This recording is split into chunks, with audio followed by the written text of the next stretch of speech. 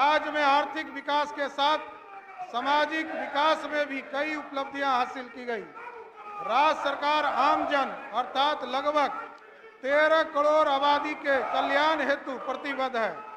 इसलिए इस बजट में शिक्षा एवं स्वास्थ्य के साथ सामाजिक जागरूकता को प्राथमिकता दी गई है। आप अवगत हैं, मातृ मृत्यु अनुपात में सुधार महिलाओं के पोषण, स्वास्थ्य एवं सशक्तिकरण की स्थिति में सुधार का संकेतक है। मुझे यह बताते हुए खुशी हो रहा है माननीय मंत्री जी, उपलब्धि माननीय मंत्री एक मिनट माननीय सदस्यगण, अभी राज्यपाल जी के अभिभाषण पर सभी दलीय नेता को समय मिलेगा। आप अपनी अपनी बात रखने का काम करेंगे। इस तरह से सदन में नहीं, इस तरह से हंगामा करना सदन में उचित नहीं है। आपको सारे दलीय नेता को समय मिलेगा, आप अपनी बात रखिएगा। सभी दलीय नेता को अभी तुरंत समय मिलेगा आप लोगों को। आप लोग बैठ करके अपनी अपनी बात बताने का काम कीजिएगा।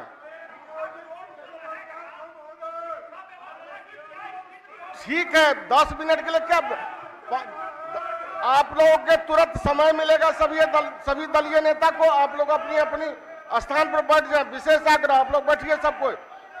माननीय मंत्री जी, आप अवगत हैं कि मातृ मृत्यु अनुपात में सुधार महिलाओं के लिए पोषक, स्वास्थ्य एवं सशक्तिकरण की स्थिति में सुधार का संकेतक है। मुझे ये बताते हुए खुशी हो रहा है। अद्यतन उपलब्धि प्रतिदर्श निबंधन प्रणाली SRS के आंकड़ों के अनुसार 2015-17 एवं 2018-20 के बीच मातृ मृत्यु दर में बिहार में 47 अंकों की गिरावट हुई है। वहीं राष्ट्रीय स्तर पर यह गिरावट 25 अंक रही है। इस प्रकार बिहार में मातृ मृत्यु दर की गिरावट की रफ्तार राष्ट्रीय औसत से बेहतर है।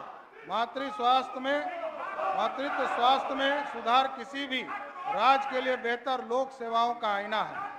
संस्थागत प्रसव के मामले में जहां बिहार 2005-6 से 2019-20 की अवधि में 56.3% अंक की वृद्धि हुई, वहीं राष्ट्रीय स्तर पर 49.9% अंक की वृद्धि हुई।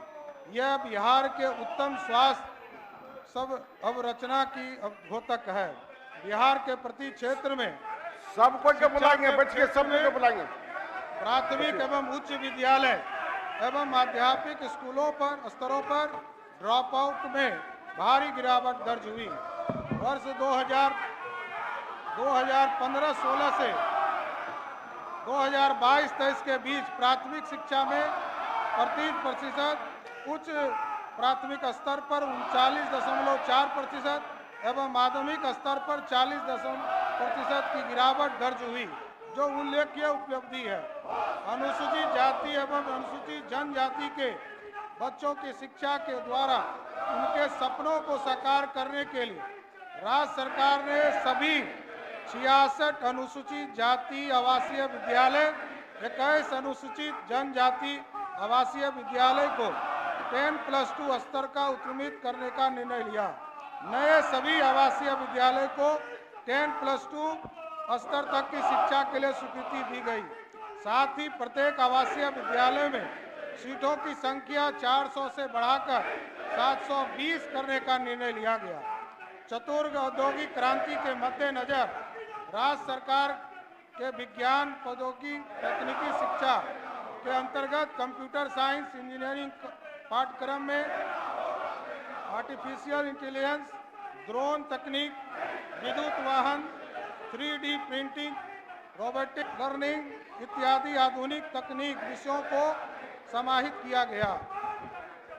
युवाओं की शारीरिक एवं मानसिक मजबूती सुनिश्चित करने तथा राज्य में खेल संस्कृति को बढ़ावा देने, खेल प्रशासन को सुगम एवं और अनुकूल बनाने, प्रबंधकीय कार्य और तकनीकी क्षमता को बढ़ाने तथा राज्य के खिलाड़ियों को राष्ट्रीय, अंतर्राष्ट्रीय सहित ओलंपिक प्रतियोगिता में स्पर्धा के तैयार करने हेतु सुविधा प्रदान करने तथा खिलाड़ियों को स्वर्णिम विकास के लिए प्रायोजित करना, कला संस्कृति तथा युवा विभाग से अलग एक नया विभाग खेल विभाग का गठन किया गया।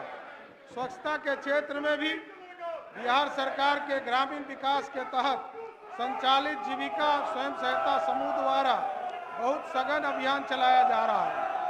जीविका ने महिलाओं के स्वर्णिम विकास के लिए विभिन्न क्षेत्र जैसे माननीय सदस्यगण, आपसे आग्रह है कृपया शांतिपूर्वक बैठ जाइए अपने जगह पर।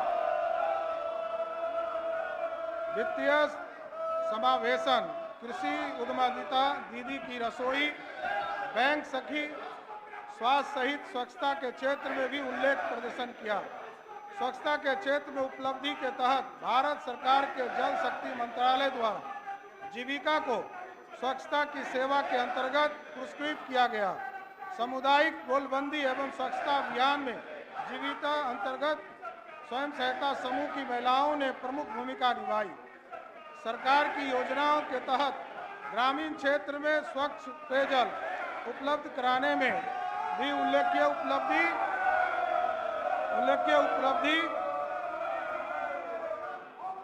हासिल हुई। 7 निश्चय के तहत हर घर नल जल का योजना के सफल क्रियान्वयन के परिणाम स्वरूप नल का जल का आच्छादन वर्ष 2015 के मात्र 2% से बढ़ाकर अब लगभग 100% हो गया। इस योजना से प्रभावित होकर 2019 में केंद्र सरकार ने जल जीवन मिशन की शुरुआत की। भारत सरकार ने जल शक्ति मंत्रालय के जल जीवन सर्वेक्षण रैंकिंग में देश के सर्वोपरि 5 जिले में बिहार के 4 जिले समस्तीपुर, शेखपुरा, सुपौल तथा बांका जिला शामिल है। नीति आयोग की रिपोर्ट के अनुसार बिहार में आर्थिक सामाजिक क्षेत्रों में नीतिगत सुधार के लिए फलस्वरूप वर्ष 2015-16 का बहुआयामी गरीबी सूचांक 51.89% से घटकर 2019-21 में 33.79% हो गया। यह बताते हुए मुझे बहुत हर्ष हो रहा है कि गरीबी दर में गिरावट दर्ज करने वाला राज्यों में बिहार सर्वोपरि है।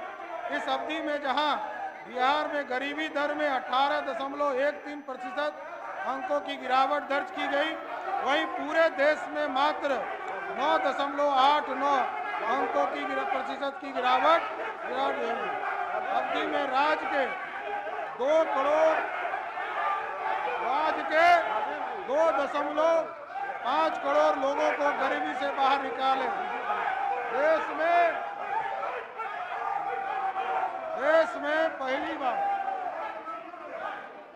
में पहली बार जाति आधारित सर्वेक्षण का काम कराया गया।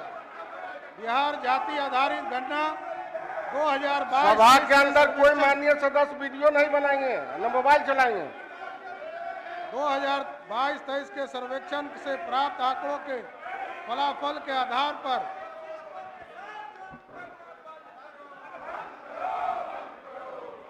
राजकीय सेवा में नियुक्ति एवं शैक्षणिक संस्थानों में नामांकन हेतु आरक्षित कोटे के लिए 65%, यथार्थ अनुसूचित जाति के लिए 20%, अनुसूचित जनजाति के लिए 2% और अति पिछड़ा समाज के लिए 25% और पिछड़ा समाज के लिए 18% आरक्षण का प्रावधान किया गया।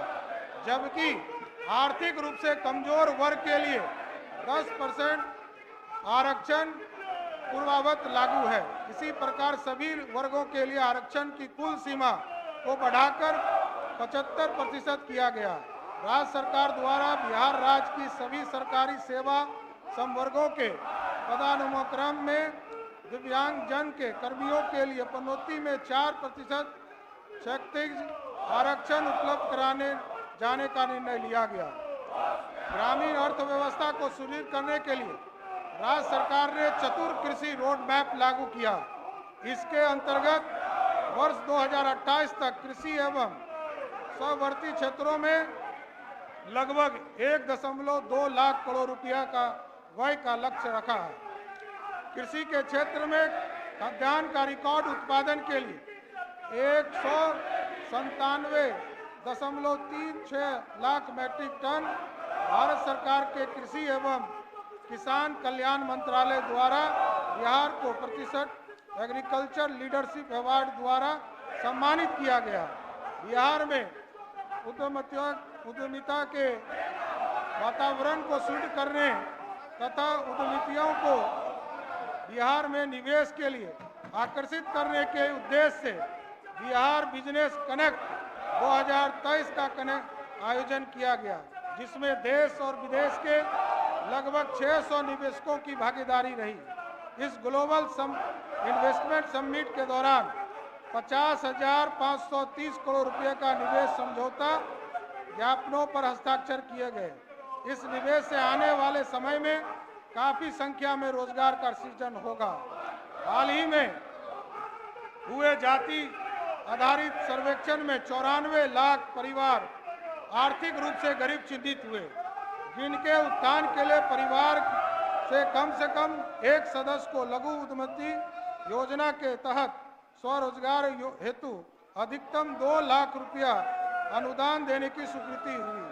इस योजना का उद्देश्य राज्य में सूक्ष्म उद्योग स्थापित कर उन परिवारों की आर्थिक स्थिति को सुधार लाना तथा बड़े पैमाने पर रोजगार सृजन करना है। बिहार में पर्यटन की अपार संभावना है और यह श्रम संगम क्षेत्र है। इस प्रक्षेत्र के स्वर्णिम विकास हेतु निवेश की प्रोत्साहन हेतु प्रायोजित बिहार पर्यटन नीति लागू की गई। श्रीलंका, मलेशिया, थाईलैंड, स्विट्जरलैंड इत्यादि सहित कई देशों की अर्थव्यवस्था मुख्य रूप से पर्यटन पर ही आधारित है। इस नीति के अंतर्गत 10 करोड़ रुपया तक के लिए निवेश पर 30% की सब्सिडी, अधिकतम सीमा 3 करोड़, 50 करोड़ और उससे अधिक की निवेश पर 25% की। इसके साथ साथ सब्सिडी प्रतिदिन 10 करोड़ से ऊपर अधिकतम 10 करोड़ तथा 25 करोड़ रुपया का प्रावधान किया गया। इसके अतिरिक्त अन्य वित्तीय प्रोत्साहन जैसे स्टाम्प ड्यूटी एवं पंजीकरण, भूमि हस्तांतरण शुल्क, विद्युत आपूर्ति शुल्क 5 वर्षों तक 100% की छूट का प्रावधान किया गया। साथ ही राज्य सरकार ने SGST प्रतिपूर्ति के मद में 5 वर्षों तक 80% छूट देने का निर्णय लिया है। सूचना प्रौद्योगिकी के प्रभावी उपयोग तथा राज्य में ISDM उद्योग के विकास के लिए अनुकूल वातावरण तैयार कर राज्य को देश में ITSDM कंपनियों के लिए शीर्ष निवेश गंतव्य के रूप में विकसित करने हेतु बिहार IT पॉलिसी 2024 लागू की गई। यह नीति 5 वर्षों के लिए लागू रहेगी। इस नीति का उद्देश्य IT क्षेत्र में युवाओं के लिए लाभकारी योजना के अवसर सृजन करना, इसके रोजगार क्षमता को बढ़ाना एवं अस्थायी कौशल प्रतिक्रिया तंत्र विकसित करना। इस नीति के तहत विभिन्न क्षेत्रों में प्रोत्साहन राशि देने का प्रावधान किया गया है। पर्यावरण क्षेत्र की दिशा में हमारी सरकार संवेदनशील है। राज्य में ऊर्जा नवीकरण सहित परिवहन के क्षेत्र में भी इलेक्ट्रिक व्हीकल पॉलिसी 2023 लाकर एक बड़ी पहल की गई। हमारा उद्देश्य है बिहार को इलेक्ट्रिक व्हीकल ट्रांसपोर्ट इकोसिस्टम में एक मॉडल राज्य की तरह स्थापित किया जाए। इस नीति के अंतर्गत 10,000 वाहनों के लिए हर 2 पहिया वाहन पर 5,000 प्रति किलोवाट, अधिकतम 10,000 रुपया। ये पहले 1,000 वाहनों के लिए हर 4 पहिया वाहन यात्री पर 10,000 रुपया प्रति किलोवाट, समान श्रेणी के लिए 1.25 लाख रुपया और अनुसूचित जाति एवं अनुसूचित जनजाति के लिए 1.5 लाख रुपये की क्रय सब्सिडी दी जाती है। इसके अलावा सरकार 2 पहिया, 4 पहिया यात्री वाहनों, भारी मोटर वाहनों पर 75% तथा शेष शेष श्रेणी के वाहनों पर 50% छूट भी दे रही है। इसके अतिरिक्त सरकार द्वारा चार्जिंग केंद्र के उपकरण की खरीद के पर क्रय प्रोत्साहन प्रदान किया जाएगा। पर्यावरण संरक्षण को ध्यान में रखते हुए ऊर्जा क्षेत्र में लगातार नवीकरण ऊर्जा स्रोत अर्थात जल विद्युत और तथा सौर ऊर्जा की दिशा में आगे बढ़ाया जा रहा है। अपने अपने स्थान पर बैठ जाइए। 2015-16 में नवीकरण स्रोत से जहां 13% बिजली का उत्पादन होता था, वहीं 2024-25 तक 35% करने का लक्ष्य है। बिहार में औद्योगिक वाणिज्य के कृषि उत्पादन इत्यादि बिजली के कनेक्शन में तीव्र गति वृद्धि परिणाम स्वरूप घरेलू कनेक्शन का अनुपातिक हिस्सा लगातार घट रहा है, जो दर्शाता है कि उद्योग और व्यापार में निवेश आकर्षित हो रहा है। बिहार में बिजली के क्षेत्र में हुए बदलाव में स्मार्ट मीटर इंस्टॉलेशन तथा हर घर बिजली की अवधारणा को समझने के लिए अमेरिकी टीम के द्वारा जनवरी 2024 में बिहार भ्रमण किया गया और इसकी सराहना की गई। मैं सदन को प्रसन्नता के साथ अवगत कराना चाहता हूं कि वित्तीय क्षेत्र में माननीय सदस्यगण, बहुत ही गलत बात है। छेड़छाड़ जयदेव मार्शल के साथ मत क्या कीजिए। अपने अपने स्थान पर जाकर बैठिए। अपने अपने स्थान पर जाकर बैठिए। गलत बात है एकदम।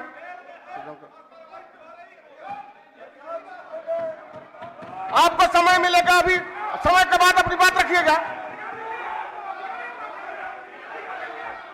समय के बाद रखिएगा अपना बात। बोलिए। मैं सदन में प्रसन्नता के साथ ये अवगत कराना चाहता हूं कि वित्तीय क्षेत्र में राज्य सरकार के सघन अनुश्रवण और समीक्षा के परिणाम स्वरूप 2022-23 में बिहार में बैंकों ने 2.4 लाख करोड़ रुपया के वार्षिक ऋण योजना के लक्ष्य के विरुद्ध 2.21 लाख करोड़ रुपया मतलब 108% का ऋण वितरण किया गया। वित्तीय वर्ष 2021 वर्ष के वार्षिक ऋण योजना की उपलब्धि 1.61 लाख करोड़ रुपया से 37.1% बढ़कर वर्ष 2022-23 में 2.21 लाख करोड़ रुपया हो गया। बिहार के बैंकिंग क्षेत्र में यह एक अभूतपूर्व उछाल है। यह राज्य के लिए एक बड़ी उपलब्धि है।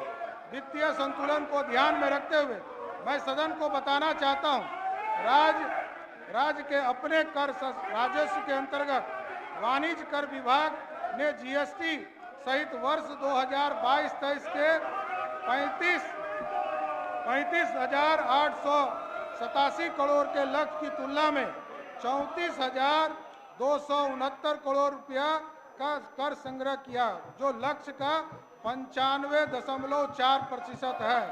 राज्य के आर्थिक विकास के लिए आर्थिक विकास की समृद्धि और समावेशी बनाने के लिए वर्ष 2024-25 के कुल बजट का 63.46% राशि विकास मूलक मदों में नामांकित किया गया है। साथ ही आम जनों के कल्याण एवं सुख समृद्धि के लिए इस बजट में कुल 2,78,425.25 करोड़ का व्यय अनुमानित किया गया है। सामाजिक आर्थिक उन्नति के लिए वर्ष 2024-25 में कुल बजट का 61.56% मतलब 1,71,601.2 करोड़ रुपया राशि अनुमानित किया गया है। पुनः सार्वजनिक क्षेत्र निवेश के अंतर्गत भौतिक एवं सामाजिक अवसंरचना को बेहतर करने के लिए 29,415 करोड़ रुपया का प्रावधान किया गया है, जो पहले बैठाइए सबको, बैठाइए पहले सबको। 23-24 की तुलना पहले सब सदस्य को बैठाइए। 158 करोड़ रुपया अधिक है। मुझे कुल मिलाकर सदन को यह विशेष रूप से बताना है कि राज्य में वित्तीय संतुलन बरकरार है।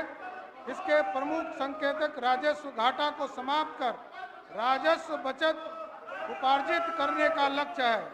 जैसे वित्तीय वर्ष 2022-23 के 11,288.21 करोड़ के राजस्व घाटा की तुलना में वर्ष 2024-25 में 1121 करोड़ रुपया का राजस्व बचत अनुमानित है। इसी प्रकार वर्ष 2022-23 के राजकोषीय घाटे का सकल घरेलू उत्पाद के अनुपात 5.5% से घटाकर वर्ष 2024-25 में 2.98% रखा गया है। इसके अतिरिक्त इस बजट को व्यापक, पारदर्शी एवं दूरदर्शी बनाते हुए राज्य सरकार ने राजकोषीय सुधार पथ, फिजिकल करेक्शन पथ पर अग्रसर हेतु उच्च आर्थिक विकास रखा है। उपाध्यक्ष महोदय, विकसित बिहार के कार्यक्रम अंतर्गत वर्ष 2015-20 में 7 निश्चय 1 एवं वर्ष 2020 से 25 के तहत 7 निश्चय 2 वर्ष 2020 से 25 तक कार्यक्रम को संपूर्ण राज्य में लागू किया गया।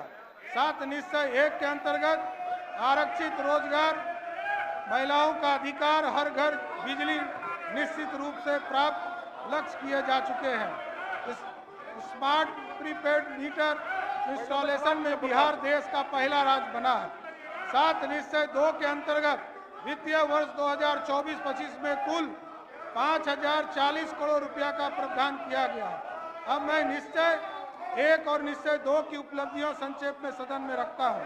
बिहार स्टूडेंट क्रेडिट कार्ड योजना के अंतर्गत 30/1/2024 तक वितरित ऋणों की राशि 4766 करोड़ रुपया है और 2,58,888 बिहार स्टूडेंट क्रेडिट कार्ड निर्गत किए गए। वित्तीय वर्ष 2024-25 में 700 करोड़ का प्रावधान किया गया है। मुख्यमंत्री निश्चय स्वयं सहायता उपभोक्ता योजना के अंतर्गत 969 करोड़ की राशि का कुल 6,93,910 आवेदकों को लाभान्वित किया गया। वित्तीय वर्ष 2024-25 में 200 करोड़ का प्रावधान किया गया है। कुशल युवक कार्यक्रम के अंतर्गत 16,72,945 आवेदकों को प्रशिक्षण दिया गया तथा 82,533 प्रशिक्षितरत हैं।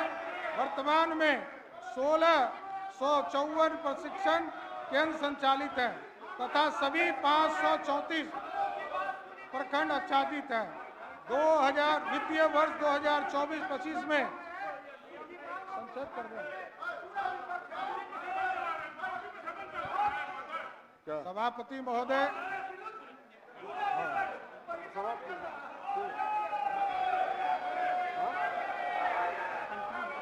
सभापति, उपाध्यक्ष महोदय, माननीय सदस्यों की आम जनता को जानकारी देते हुए 2024-25 के सारांश सदन के समक्ष प्रस्तुत करता हूं। केंद्रीय प्रायोजित स्कीम वित्तीय आयोग, जिसमें राज्य आपदा राज कोष लगभग 1,639 करोड़ रुपया, ग्रामीण स्थानीय निकायों को अनुदान के लिए 4114 करोड़ रुपया, शहरी स्थानीय निकाय को अनुदान के लिए 2119 करोड़ रुपया, स्वास्थ्य परिषद को अनुदान के लिए 1249 करोड़ रुपया, कुल 52,190 करोड़ रुपया देने का प्रावधान किया गया है। अध्यक्ष महोदय, उपाध्यक्ष महोदय, मैंने पूर्व में भी सरकार की उपलब्धि तथा आने वाले वर्ष के विभागवार कार्यक्रम को सदन के समक्ष प्रस्तुत किया है। अब मैं वित्तीय वर्ष 2023-24 के पुनरीक्षित अनुमान तथा अगले वित्तीय वर्ष 2024-25 के बजट अनुमानों को संक्षेप में प्रस्तुत करता हूं। कुल राजस्व प्राप्त होंगे 2021-23-24 में 2,14,494.26 था, जो बढ़कर 24-25 में 2,26,798.4 रहेगा। राज्य सरकार का राजस्व, जो पिछले साल 2023-24 में 56,981 है 0.89, वो बढ़कर 2024-25 में 61,625.86 रहेगा। संघीय करों में जो राज्य का हिस्सा होगा इस साल 2023-24 में 1,02,737.26 है, जो बढ़कर 2024-25 में 1,13,11,000.92 का प्रावधान किया गया है। केंद्र से प्राप्त सहायता अनुदान 2023-24 में 54,775 करोड़ रुपया है, वो बढ़कर 52,160 करोड़ रुपया प्राप्त होगा। राजस्व व्यय 2,50,000 करोड़ 23 करोड़ रुपया 0.82, उसी को वो बढ़कर 2,25,000